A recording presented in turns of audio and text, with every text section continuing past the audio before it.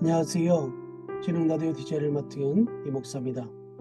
바쁜 일상을 보내시는 성도님들을 위해 오늘도 믿음의 본질 우리는 무엇을 믿어야 하는가 단책 가지고 성도님들과 함께 하겠습니다.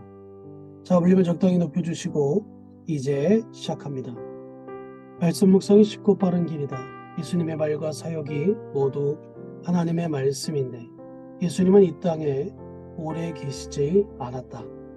그래서 예수님이 하신 모든 것을 기록할 필요가 생겼다. 이렇게 해서 쓴 기록들이 곧 말씀, 로고스이신 예수 그리스도에 관한 책, 곧 하나님의 말씀이다. 바로 성경이다. 예수를 그대로 보여주려고 기록한 것이 성경인데 그 모두를 기록하면 이 세상에 둘 곳이 없다고 했다. 한편 구약이 예수님이 오시기 전의 일들을 기록한 하나님의 말씀이라면 신약은 예수님이 오신 후의 일들을 기록한 말씀들이다. 그렇다면 성경은 구체적으로 어떻게 기록되었을까? 성경에 기록된 전 과정을 우리가 다 알아야 할 필요는 없다. 다만 한 가지 꼭 알아야 할 것은 성경을 기록자의 마음대로 적은 것이 아니라 성령께서 간섭하셔서 쓰게 하셨다는 점이다. 예를 들어 마태, 마가, 누가 그리고 요한은 예수님의 행적을 기록했는데 그들이 붓을 들 때면 성령께 도움을 요청하여 기록했을 것이다. 그때마다 성령이 그들을 도우셨다. 마가복음을 기록한 마가의 경우 성령이 예수님을 만났던 일들을 생생하게 기억하게 하시고 예수님이 하신 말씀을 잘못됨이 없도록 기록하게 하셨다. 또 어떤 자료들을 사용했다면 그 자료들을 구별할 수 있는 지혜도 주셨을 것이다. 그렇다고 해서 이렇게 기록된 문서들이 다 성경이 된 것은 아니다. 기록된 문서들은 여러 교회로 보내져서 회중들 앞에 읽혔다. 이 방법을 회람이라고 한다. 같은 성경을 붓으로 기록하여 여러 교회에 보내어 읽게 하는 것이다. 성경을 붓으로 기록하여 여러 교회에 보내어 읽게 하는 것이다.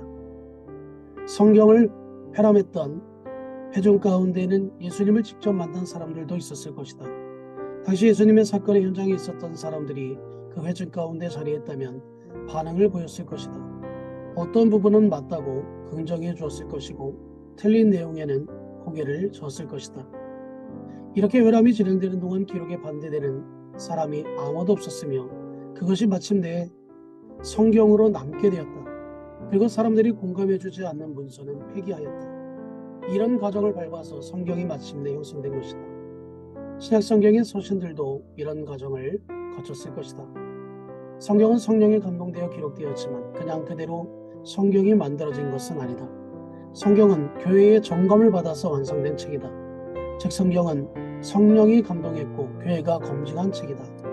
마침내 교회 전체 회의에서 신약 27권을 선택하여 완성된 책이 신약 성경이다. 이렇게 볼 때 성경은 성령의 책이면서 동시에 공동체의 책이라고 할 수 있다. 그러므로 성경을 읽을 때는 성령의 도우심을 기대하면서 읽어야 하고 또 교회의 회중들과 함께 읽어야 한다.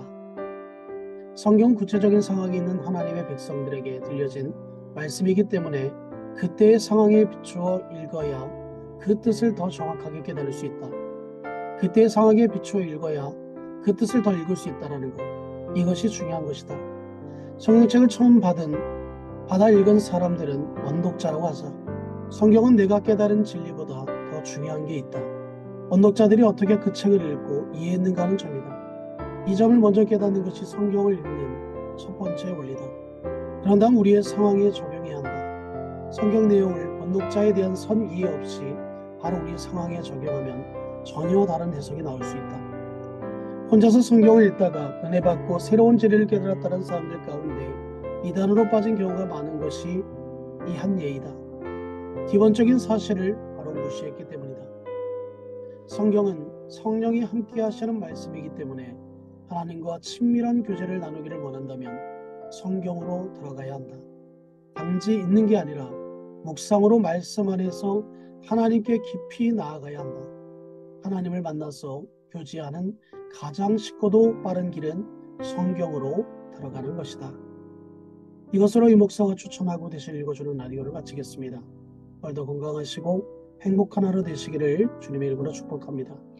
감사합니다.